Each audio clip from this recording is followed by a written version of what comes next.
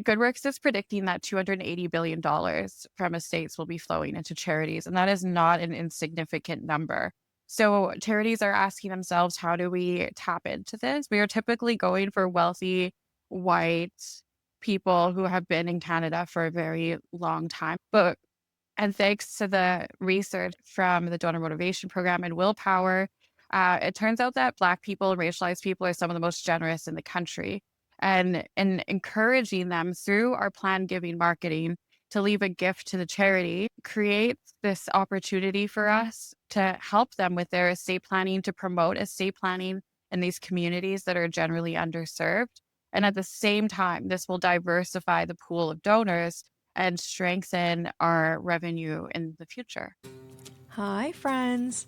Ever wondered how you could turn your big ideas into results? Together, let's reimagine a better sector, tackle systemic issues, and yes, raise some serious cash. Welcome back to The Small Nonprofit, the podcast where your passion meets action. Hello, everyone. Welcome back to another episode of The Small Nonprofit Podcast. I'm your host, Maria Rio, and today I'm here with Chantal. Hey, Chantal.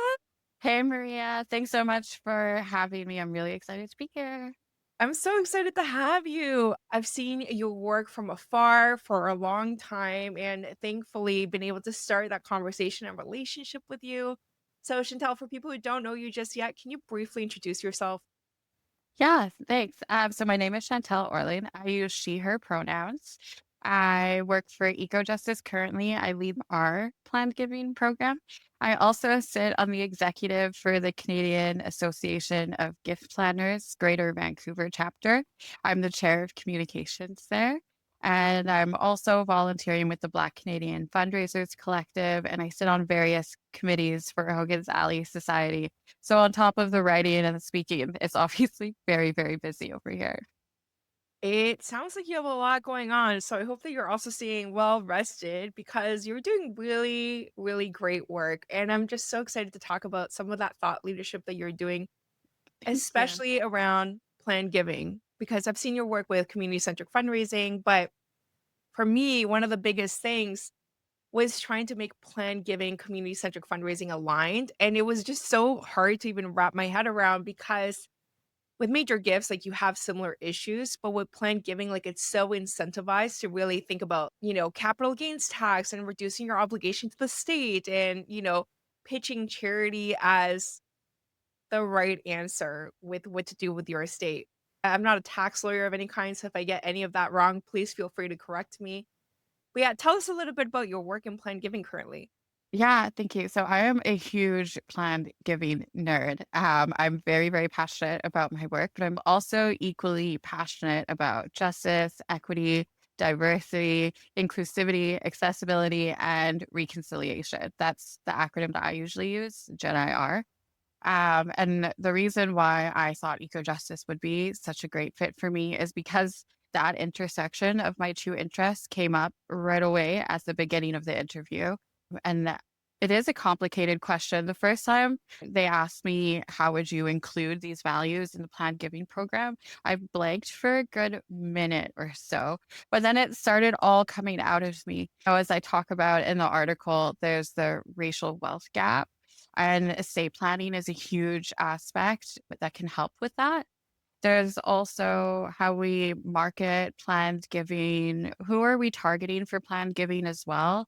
I know that traditionally it's usually coming from major gifts if we're following that donor centric pyramid of who the donor is. But I find that planned giving comes out from every level. So for me, it's really equitable in the sense that it's long term values led giving rather than targeting a certain income bracket. And just as a quick definition, for the racial wealth gap, is that exactly what it sounds like? The gap between, white people having a lot of money and racialized people not having that much money. Is that right? Yeah, that's exactly it.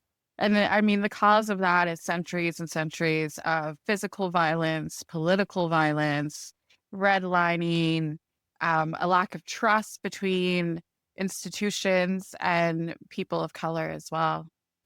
So, how would planned giving address that? And also, I'd love to get your thoughts on Like, what kind of planned gifts are we talking about? Are we talking about bequests? Are we talking about, donating your insurance policy beneficiary stuff to your nonprofit of choice, an annuity?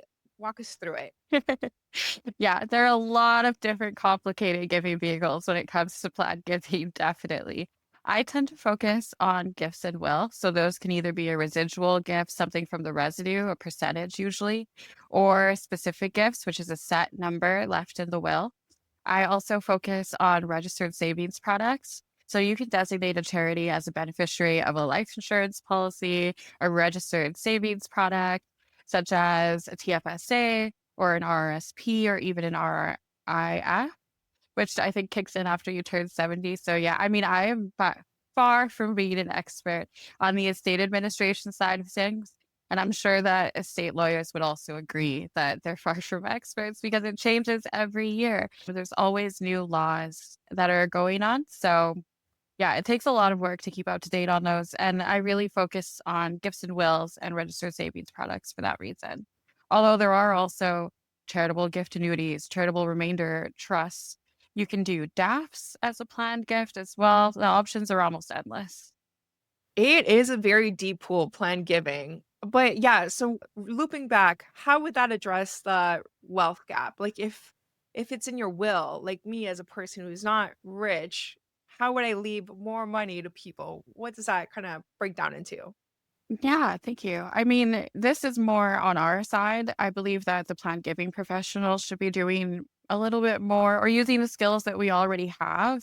And it comes into the insecurity that charities are facing as well. I know that there is a trend of downward giving right now, but GoodWorks is predicting that $280 billion from estates will be flowing into charities. And that is not an insignificant number. So charities are asking themselves, how do we tap into this? How can we make ourselves known to these people who are estate planning? But they find the answer to that question tends to be a very mono crowd, if that makes sense. We are typically going for wealthy white people who have been in Canada for a very long time, whose families have been in Canada for a while. But and thanks to the research that I just read from the Donor Motivation Program and Willpower, it turns out that Black people and racialized people are some of the most generous in the country. And in encouraging them through our plan giving marketing to leave a gift to the charity, it creates this opportunity for us to help them with their estate planning, to promote estate planning in these communities that are generally underserved. And at the same time, this will diversify the pool of donors and strengthen our revenue in the future. So it's less about, donating your life insurance and making kind of like money out of nothing. It's more about like you already have access to a lot of wealth and just like getting that information into communities that are not normally targeted. Is that right? Yeah, exactly. I mean, there's distrust in those communities with financial institutions and legal institutions for very, very good reasons. But plan giving professionals are experts at relationships. The general plan giving relationship, bequest donor, it lasts 15 to 20 years. So we're very good at reciprocal relationships, and we can use those skills to educate and create relationships with communities that are generally overlooked by charities. I think that sounds awesome. So you kind of briefly touched on like what nonprofits can do. And one of those things is kind of look outside of your major donor pool. I'd love to hear a little bit more about that. The research shows that plan giving donors are those who are more close or closest to the organization, values aligned with the organization, and have been with the organization for a very long time. And that doesn't necessarily translate to major donors all of the time. Long term monthly donors are a great example of how there are people who might not have all the resources in the world, but they are consistently giving. They're opening all the newsletters, they're attending events, they're having their input heard, they're volunteering. Those are the people who I feel should be targeted for plan giving. And I feel as well that they are most likely to be racialized donors as well. Same with volunteers too, right? It's like they're more likely to be part of the community. And it doesn't mean that they don't have access to wealth either. at least in my family traditions and our culture, volunteering has been part of our lives from childhood. It's something that we watch our families do. It's something that we are asked to do by our families, and then it becomes part of our lives without even a second thought. Really, it's not something that I was consciously aware of until I joined this industry. So there are definitely a lot of people out there who would like to be connected to the organization that might not be getting the same amount of attention as people who are giving large amounts. What else can nonprofits do to kind of break out of this plan giving mold that has been very donor centric in the past? It's a really great question. I mean, there's so much that can be done. Affiliate groups are a really excellent way to gain trust and build relationships in these communities. If it's going to take a while, I think that time and schedules need to be elongated here as we work with communities at their pace. You can build trust by attending events that those communities are putting on as well. Have your board attend, have senior leadership attend these events, talk to them, communicate about the issues that our communities are facing, and make sure the language is relatable as well. You know, there's holidays, celebrations, different religions. There's so many different ways to find common ground with these communities and then begin to build these inroads. And I think it's very important to stress that this cannot be a transactional relationship. It's important that you're putting a lot of investment in to these relationships. And I mean, the return on investment for planned giving really does speak for itself. Okay, so I have another train of thought that I'll hope you humor me with. But okay, so there's stuff that like the community can do to, learn a little bit more, get educated online or something like that, right? And then there's stuff that nonprofits can do. But what is the responsibility of, like a bank or like you have connections with CAGP, the Canadian Association of Gift Planners. So like how can those kind of like next to wealth people support this expansion in planned giving? I think that professional advisors have way more power than they realize that they do. I was at a garden party last year, 2 years ago. It's an annual one, so they tend to blend together in my mind.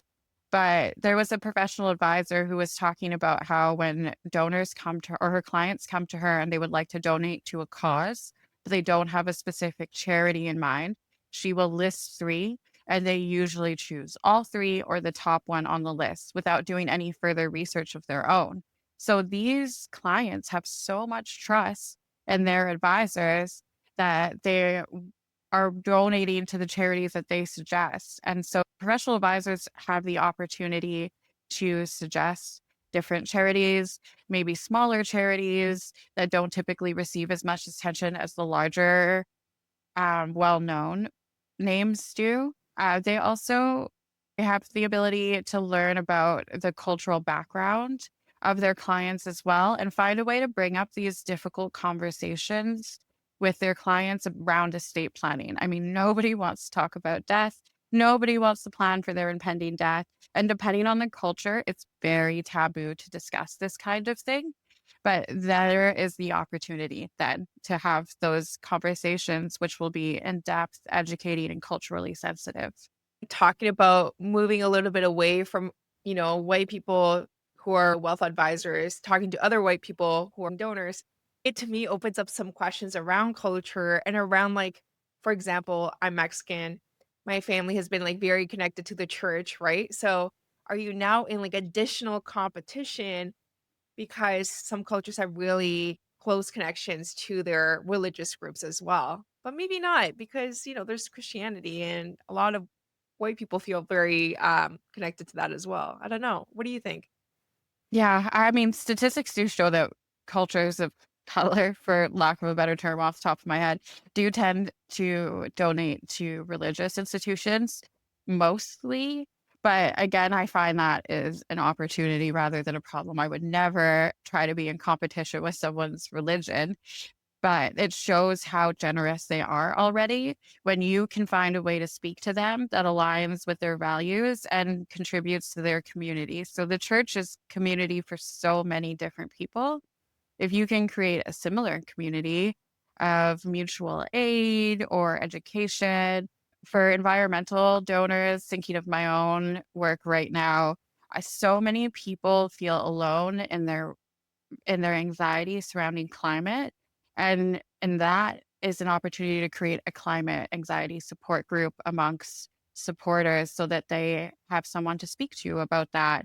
And so I think that that would translate to communities of color who have the church as well.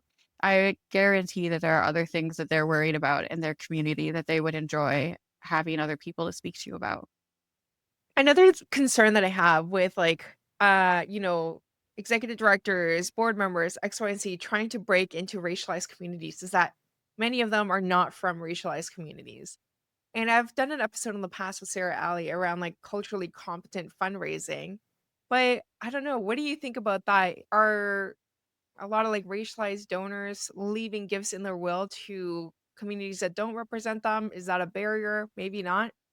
I honestly, that was my biggest fear behind writing the article, that it would be misinterpreted that it's appropriate to just immediately start soliciting these communities for gifts. I don't think that that's appropriate.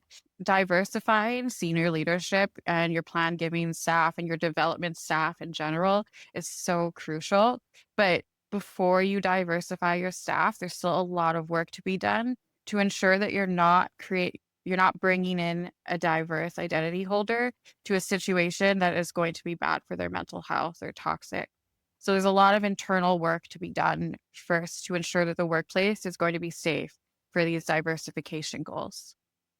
And does the messaging change whether you're talking to a major donor about planned giving or a monthly donor or a volunteer? Is there kind of segmentation around that? I don't segment based on giving levels. I don't know if that's unpopular. I know it's probably not best practices. And it is a pain in the butt when I'm hand signing 700 newsletters because I refuse to segment based on giving levels. But I have seen in the past. Okay, so at my past organization, there was a donor that I would call once a month for an hour. I would cut it off at an hour because she was so lonely and she loved to talk. But she had never made a gift in life.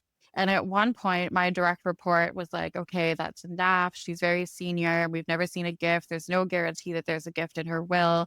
And we're starting to worry about the appearance of undue influence on her. So I stopped calling.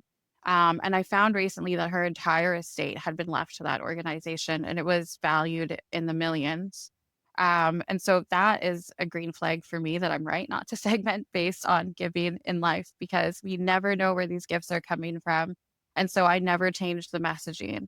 It's always values led, autobiographical mindset, open ended questions. And I never make an ask explicitly either. I tell them how to do it. I give them stories of people who are very happy about doing it, people who are hopefully just like them that they can see themselves in, and then they come to me when they're ready for information. I will follow up to see if they've left a gift and will after they have self-identified, just to ensure that we're following their wishes, and of course for future planning. But it's really important to me. I think that planned giving isn't sequestered with the major gift portfolio because some of those largest gifts are coming from people who are just from the outside very interested in the organization, but maybe not huge givers.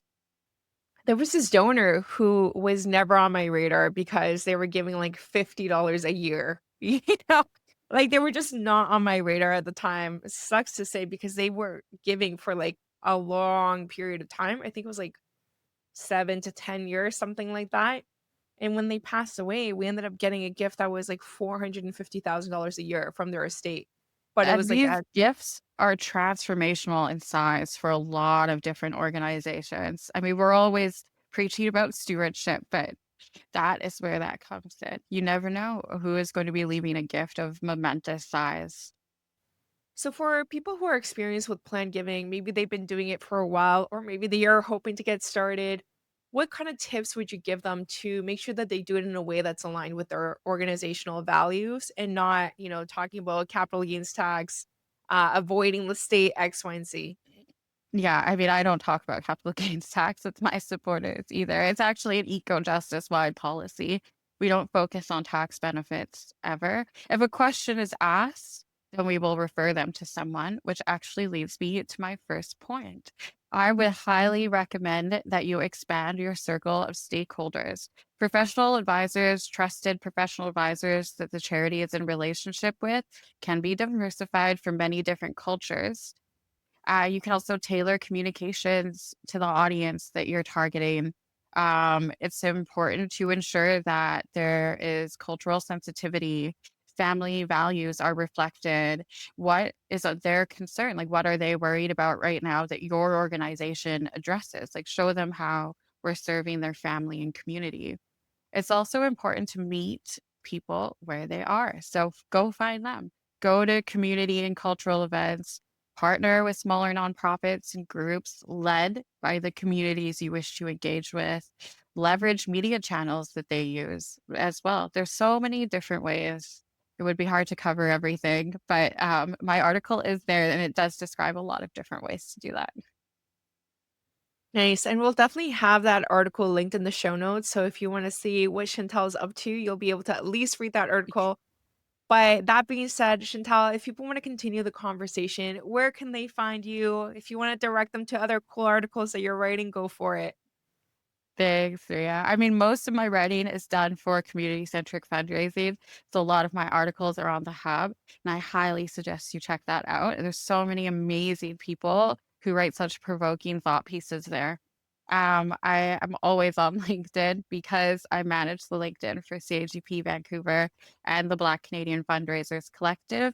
So if you're looking for me, you're guaranteed to find me on LinkedIn. And I also wanted to let people know that I would love to continue this conversation or really anything about planned giving or Jedi R. So please don't be a stranger. Reach out to me on LinkedIn and let's continue this conversation. I'm happy to be a resource for people who are doing this work.